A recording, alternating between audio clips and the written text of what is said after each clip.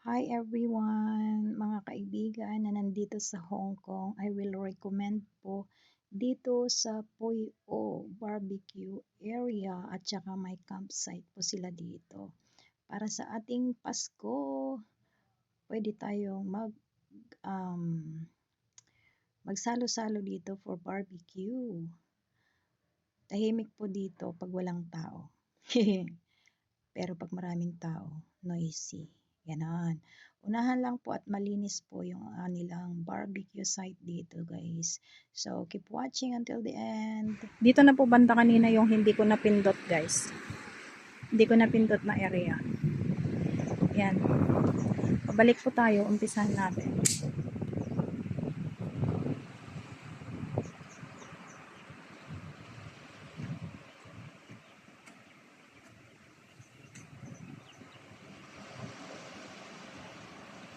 Ayan guys, ang mga hindi pwede.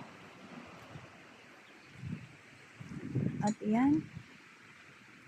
Tapos na ang ating video dito sa Puy O. At tayo ay pauwi na rin guys. At itry ko na ipakita sa inyo kung paano ako pumunta dito at kung paano yung way at saka yung sasakyan. Yung sasakyan pala guys is 3M from Tungchong. So pababa po kayo sa ano na yung pangalan ng I'll find out later guys. And thank you so much. Ito po yung mga tent nila. Kung gusto niyo mag-tent, may mga code, may mga numbers, may mga ano po sila. Maraming nag-uunahan na po dito sa mga pwedeng maglagay sila ng tent. Tulagan nila overnight. So, ayan guys. Dito yung guardia. Ayan, may ang cute ng tent. May mesa na rin na sarili. Ayan guys. Noon hindi po ganito ito. Pero pinaganda po nila, in-improve nila kasi marami pong dumadayo.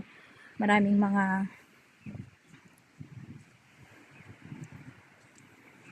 ayan po, ganyan po yung style ng mga barbecue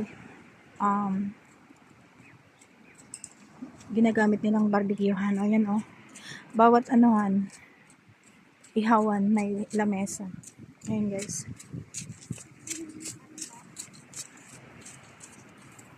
Ayan kanina yung binidyo ko pero hindi ko pala natuloy-tuloy. Nag-stop siya 4 minutes.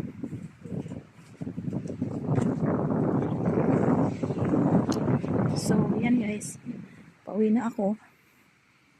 Tingnan nyo, may malaki, may maliit na tent. Mag-i-sleep over na sila dito dyan guys. Hanggang ano na sila dyan. Mga 2 days, mga ganyan sila dyan. Lalo kung yung mga Monday to Friday lang yung mga work. Tapos weekend. Ayan, mag-outing sila, mag-camping-camping, ganun. Diba? Mas maganda pa rin yung mataas na tent. Isa yung ganyan. Pwestado na sila, oh. Diba guys? Dito sa side, barbecue. Dito namang side, pwede na silang magluto ng sarili nila. Pwede na sila magbaon sila ng mga anik-anik, ganyan. Katulad nito. Kumpleto na sila ng mga gamit. Ayan guys. Dito pag December, mga fixed season, mga statutory holiday na mga haba, may Chinese New Year, Marami dito unahan. Katulad din dito, yung mga barbecue area din, yung mga pupuntang mag-barbecue lang. Unahan din yan. Paagahan ng ano. Kasi, pag tinanghali ka dito, wala kang mapupwestuhan. Mag-occupy sila. Lalo yung mga kapwa natin. Pag sila ay hanggang maghapon yan. Walang makakasunod. Kundi, sa susunod ulit na araw, the next day. Tingnan nyo to guys, oh. Diba, ang lalaki ng mga tent nila. Ginoo, may pa-music na. Dito po, may campsite office. May office po sila. Waiting area. At ito na yung arko. Ito na yung arko guys. At ipapakita ko sa inyo kung ano sa harap.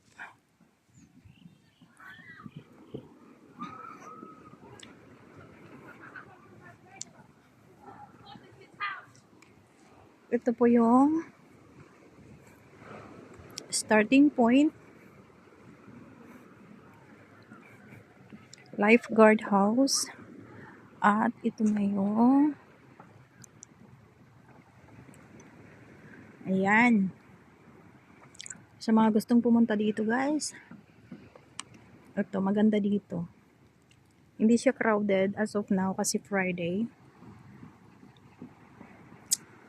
Ayan guys, thank you for watching.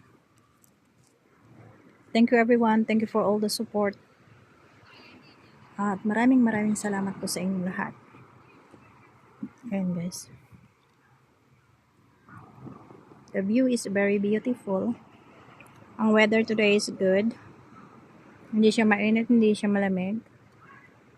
Dahil may araw. Maraming salamat po guys.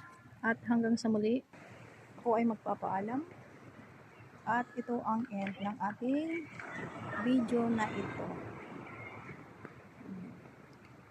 Maraming nag-iingay guys. Kasi nag-iihaw na sila. Mga incheck. Thank you guys and have a good night.